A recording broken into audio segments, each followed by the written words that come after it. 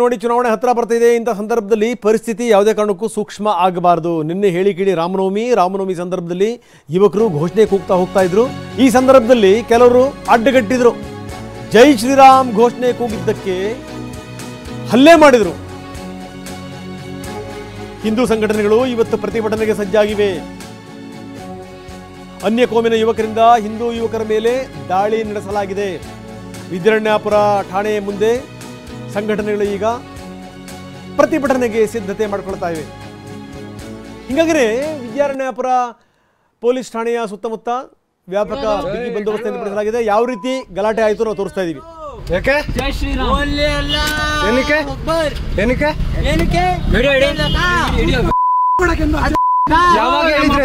ನಮ್ಮಪ್ಪ ನಾವೇನ ಮಾಡ್ಕೊಂತೀರಿ? ನಿಮ್ಮ ಹಬ್ಬಕ್ಕೆ ಬರ್ತೀರಾ? ನಾವು ನಿಮ್ಮ ಹಬ್ಬಕ್ಕೆ ಬರ್ತೀರಾ? ನಾವು ನಿಮ್ಮ ಹಬ್ಬಕ್ಕೆ ಬರ್ತೀರಾ? ನಿಮ್ಮ ಹಬ್ಬಕ್ಕೆ ಬರ್ತೀರಾ? ನಾವು ಜೈ ಶ್ರೀರಾಮ್ ಹೇಳ್ಬೇಕಾ? ಜೈ ಶ್ರೀರಾಮ್ ಹೇಳ್ಬೇಕಾ? ಗುರು ತಾಯಿಯಾಗಲು ಪ್ರಯತ್ನಿಸಿ ವಿಫಲರಾಗ್ತಿದ್ದೀರಾ? ನೋವಾ ಐವಿಎಫ್ನ ನುರಿತ ಫಲವತ್ತತೆ ತಜ್ಞರನ್ನ ಭೇಟಿಯಾಗಿ ಉಚಿತ ಸಮಾಲೋಚನೆಯನ್ನ ಪಡೆಯಿರಿ. ಜೈ ಶ್ರೀರಾಮ್ ನೋ. ಯಾಕೆ ಜೈ ಶ್ರೀರಾಮ್ ಓನ್ಲಿ ಅಲ್ಲ. ಏನಕ್ಕೆ ಒಬ್ಬರ್ ಏನಕ್ಕೆ ಏನಕ್ಕೆ ವಿಡಿಯೋ ಯಾವಾಗ ಹೇಳಿದ್ರೆ ನಮ್ಮಪ್ಪ ನಾವೇನ ಮಾಡ್ಕೊಂತೀರಿ? ನಿಮ್ಮ ಹಬ್ಬಕ್ಕೆ ಬರ್ತೀರಾ? ನಾವು ನಿಮ್ಮ ಹಬ್ಬಕ್ಕೆ ಬರ್ತೀರಾ? ನಾವು ನಿಮ್ಮ ಹಬ್ಬಕ್ಕೆ ಬರ್ತೀರಾ? ನಿಮ್ಮ ಹಬ್ಬಕ್ಕೆ ಬರ್ತೀರಾ? ನಾವು ಏನು ಜೈ ಶ್ರೀರಾಮ್ ಹೇಳ್ಬೇಕಾ? ಜೈ ಶ್ರೀರಾಮ್ ಹೇಳ್ಬೇಕಾ? ಗುರು ಜೈ ಶ್ರೀರಾಮ್ ನೋ. ಯಾಕೆ ಈ ಕೊಬ್ಬು ದುರಹಂಕಾರ ಅಂತಾರಲ್ಲ ಇದೆ ನೋಡಿ. ಯಾರೋ ಘೋಷಣೆ ಕುಕ್ಕತ್ತ ಹೋಗ್ತಿರ್ತಾರೆ. ಇವ್ರಿಗೇನಾಗಬೇಕು? ಅದನ್ನು ಕೂಗಿ ಇದನ್ನು ಕೂಗಿ ಪೊಲೀಸರು ಇಂಥವ್ರನ್ನ ಹೆಡೆಮುರಿ ಕಟ್ಟಬೇಕು. ಫಸ್ಟು ಹೆಡೆಮುರಿ ಕಟ್ಟಬೇಕು ಫಸ್ಟ್. ಇವ್ರನ್ನ ಇಡೀ ಸಮಾಜವನ್ನು ಹಾಳು ಮಾಡಿಬಿಡ್ತಾರೆ. ಒಂದು ಚೂರು ಹೆಂಗೆ ಗೊತ್ತಾ, ಹೆಂಗಿರುತ್ತೆ ಸ್ಥಿತಿಗತಿಗಳು ಅಂತಂದರೆ, ಒಂದು ಕಡೆ ಶುರುವಾಯಿತು ಅಂತಂದರೆ ವೆರಿ ಡಿಫಿಕಲ್ಟ್ ಟು ಮೇಂಟೈನ್. ಹಲ್ಲೆ ಮಾಡೋದು ನಮ್ಮ ಉದ್ದೇಶ ಆಗಿರಲಿಲ್ಲ. ಮತ್ತೆ ಯಾವ ಉದ್ದೇಶ ಆಗಿತ್ತು? ಜೊತೆಗೆ ಯಾವುದೇ ಪ್ರೀ ಪ್ಲಾನ್ ಕೂಡ ಇರಲಿಲ್ಲ. ಜೈ ಶ್ರೀರಾಮ್ ಅಂತ ಜೋರಾಗಿ ಕಿರಿಚಿದ್ರು. ಅದಕ್ಕೋಸ್ಕರ ಪ್ರಶ್ನೆ ಮಾಡಿದ್ವಿ. ಏನಂತ? ಅಲ್ಲನ ಹೆಸರು ಹೇಳಿ ಅಂತ ನೀವು ಪ್ರಶ್ನೆ ಮಾಡೋದಾ? ಜೊತೆಗೆ ನಮಗೂ ಜೈ ಶ್ರೀರಾಮ್ ಅಂತ ಕೂಗಿ ಅಂದ್ರು. ಇಲ್ಲ, ಯಾವುದು ಕೂಡ ಕೇಳಿಸ್ತಾ ಇಲ್ವಲ್ಲ ಅದರಲ್ಲಿ.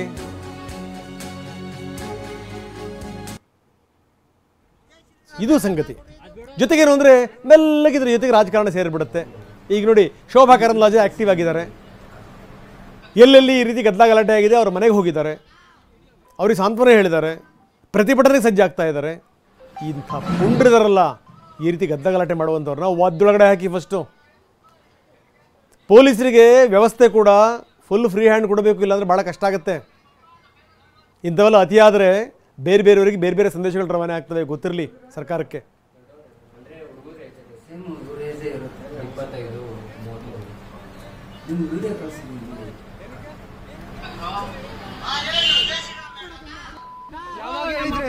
ನಮ್ಮಪ್ಪ ನಾವೇನ ಮಾಡ್ಕೊಂತೀರಿ? ನಿಮ್ಮ ಹಬ್ಬಕ್ಕೆ ಬರ್ತೀರಾ? ನಾವು ನಿಮ್ಮ ಹಬ್ಬಕ್ಕೆ ಬರ್ತೀರಾ? ನಾವು ಬನ್ನಿ, ನಮ್ಮ ಪ್ರತಿನಿಧಿ ಜಗದೀಶ್ ಈಗ ನಮ್ಮೊಂದಿಗೆ ನೇರ ಸಂಪರ್ಕದಲ್ಲಿದ್ದಾರೆ. ಜಗದೀಶ್, ಏನಿದು ಕಥೆ ಇದು? ಯಾರೋ ಘೋಷಣೆ ಕೂಗ್ತಾ ಹೋಗ್ತಿರ್ತಾರೆ. ಇವ್ರಿಗೆ ಏನಾಗಬೇಕು? ಇವ್ರು ಯಾರು ನಿಂತ್ಕೊಳ್ಳೋದು ಏನು? ಅದರಲ್ಲೂ ಈ ಹುಡುಗರು ಹೇಳ್ತಾ ಇದ್ದಾರೆ ನಿಮ್ಮ ಹಬ್ಬಕ್ಕೆ ಬರ್ತೀವ, ನಾವು ಏನಾದ್ರು ತೊಂದರೆ ಕೊಡ್ತೀವ ಅಂತ. ಹಿಂಗೆ ಗದ್ದಲ ಗಲಾಟೆ ಶುರು ಆಗಿರೋಂಥದ್ದು ಪ್ರಶ್ನೆ ಅದಲ್ಲ. ಯಾಕಂದರೆ ಈ ಕೆಲಸ ಇಲ್ದಿರೋವಂಥವ್ರು ಮಾಡೋವಂಥದ್ದು ಇದೇ ಕೆಲಸವೇ. ಆದರೆ ಎಲ್ಲೋ ಒಂದು ಕಡೆ ಶುರುವಾಗಿ ಇನ್ನೊಂದು ಕಡೆ ಹಬ್ಬಿಟ್ರೆ ಅದೇ ಜ್ವಾಲೆ ಆಗಿಬಿಟ್ರೆ ಗತಿ ಏನು? ಹೇಳಿಕಳಿ ಚುನಾವಣೆ ಸಂದರ್ಭ, ಹೇಳಿಕಳಿ ಭಾಳ ಸೂಕ್ಷ್ಮವಾದಂಥ ಸಂದರ್ಭ ಇದು. ಇನ್ನೊಂದು ರಾಜಕೀಯಕ್ಕೆ ದಾಳ ಆಗಬಾರ್ದು, ಸಮಾಜದಲ್ಲಿ ಶಾಂತಿ ಕದಡಬಾರ್ದಲ್ಲ. ಇದಕ್ಕೆ ಸಂಬಂಧಪಟ್ಟಂಗೆ ಸರ್ಕಾರ ಒಂದು ಹೆಜ್ಜೆ ಇಡಬೇಕು. ಮುಲಾಜಿಲ್ಲದೆ ಬಡ್ದು ಒಳಗಡೆ ಹಾಕಬೇಕು. ಏನಾದರೂ ಈ ರೀತಿ ಆದರೆ ಮಗ್ಲು ಮುರಿಬೇಕು. ಹಾಗಾದ್ರೆ ಮಾತ್ರ ಸರಿ ಹೋಗುತ್ತೆ. ಈಗ ಪೊಲೀಸರು ಯಾವ್ಯಾವ ಕ್ರಮಗಳನ್ನು ಕೈಗೊಳ್ತಾ ಇದ್ದಾರೆ, ಇದಕ್ಕೆ ಸಂಬಂಧಪಟ್ಟಂಗೆ ಎಲ್ಲ ವಿವರಗಳನ್ನು ಕಲೆ ಹಾಕ್ತಾ ಇದ್ದಾರೆ. ಜಗದೀಶ್, ಖಂಡಿತ ರಂಗನಾಥ್, ನೆನ್ನೆ ಹಬ್ಬದ ಸಂಭ್ರಮದಲ್ಲಿ ಇದ್ದಂತಹ ಯುವಕರಿಗೆ ಈ ರೀತಿಯಾದಂಥ ಒಂದು ಅನುಭವ ಆಗಿರುವಂಥದ್ದು. ಇದಾಗಲೇ ಆ ಘಟನೆಯ ಸಂಬಂಧವಾಗಿ ಆ ಯುವಕರು ಏನು ಮಾಡಿರುವಂಥ ಒಂದು ವಿಡಿಯೋ ಏನಿದೆ, ಈಗಾಗಲೇ ಸಾಕಷ್ಟು ಅದು ವೈರಲ್ ಕೂಡ ಆಗ್ತಾ ಇರುವಂಥದ್ದು.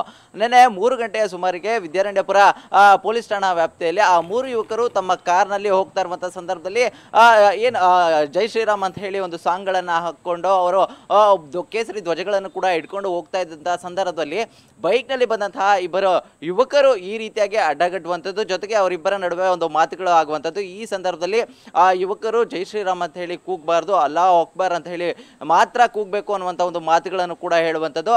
ಇನ್ನು ಇದಾದ ಬಳಿಕವಾಗಿ ಆ ವಿಡಿಯೋಗಳನ್ನ ಆಧರಿಸಿಕೊಂಡು ಕೂಡ ಅವರಲ್ಲಿ ಪ್ರಶ್ನೆ ಮಾಡಿದಂಥ ಸಂದರ್ಭ, ಅಂದರೆ ಯಾಕೆ ಈ ರೀತಿಯಾಗಿ ಕೂಗ್ತಾ ಇದ್ದೀರಾ, ಈ ಥರ ಯಾ ಅಂತ ಕೇಳಿದಂಥ ಸಂದರ್ಭದಲ್ಲಿ ಅವರಿಬ್ಬರ ನಡುವೆ ಒಂದಿಷ್ಟು ಮಾತುಕತೆಗಳಾಗುತ್ತೆ, ಅಲ್ಲಿ ಹಲ್ಲೆಗಳು ಕೂಡ ಆಗುವಂಥದ್ದು. ಆ ಘಟನೆ ಸಂಬಂಧವಾಗಿ ವಿದ್ಯಾರಣ್ಯಪುರ ಪೊಲೀಸ್ ಠಾಣೆಯಲ್ಲೂ ಕೂಡ ಒಂದು ಪ್ರಕರಣ ದಾಖಲಾಗುತ್ತೆ. ಆ ಪ್ರಕರಣದ ಸಂಬಂಧವಾಗಿ ಈಗಾಗಲೇ ಅಲ್ಲಿ ಆ ರೀತಿಯಾಗಿ ಹೇಳಿದಂಥ ಯುವಕರು ಏನಿದ್ದಾರೆ, ಅನ್ಯಕೋಮಿನ ಯುವಕರು, ಜೊತೆಗೆ ಆ ಸಂದರ್ಭದಲ್ಲಿ ಆ ಕಾರ್ನಲ್ಲಿ ಬಂದಂತಹ 3 ಜನರಿಗೆ ಹಲ್ಲೆ ಮಾಡಿದಂತಹ ಜೊತೆಗೆ ಮತ್ತು ಇಬ್ಬರು, ಅಂದರೆ ಟೋಟಲ್ ಆಗಿ ಈಗಾಗಲೇ 3 ಯುವಕರು ಮತ್ತು 2 ಅಪ್ರಾಪ್ತ ಬಾಲಕರನ್ನು ಕೂಡ ಪೊಲೀಸರು ಬಂಧಿಸುವಂಥ ಒಂದು ಕೆಲಸವನ್ನು ಕೂಡ ಮಾಡಿರುವಂಥದ್ದು. ಈಗಾಗಲೇ ಈ ಘಟನೆ ಕೂಡ ರಾಜಕೀಯ ತಿರುವು ಕೂಡ ಪಡೆದುಕೊಂಡಿರುವಂಥದ್ದು. ನಿನ್ನೆ ರಾತ್ರಿಯೇ ಶೋಭಾ ಕರಂದ್ಲಾಜೆ ಕೂಡ ಠಾಣೆಗೆ ಬಂದಿರುವಂಥದ್ದು, ಜೊತೆಗೆ ಈಗಾಗಲೇ ಹಲ್ಲೆಗೊಳಗಾದವರನ್ನು ಕೂಡ ಭೇಟಿ ಮಾಡಿ ಮಾತನಾಡಿಸಿರುವಂಥದ್ದು. ಈ ರೀತಿಯಾದಂತಹ ಘಟನೆ ಈಗಾಗಲೇ ಸಾಕಷ್ಟು ಖಂಡನೀಯ.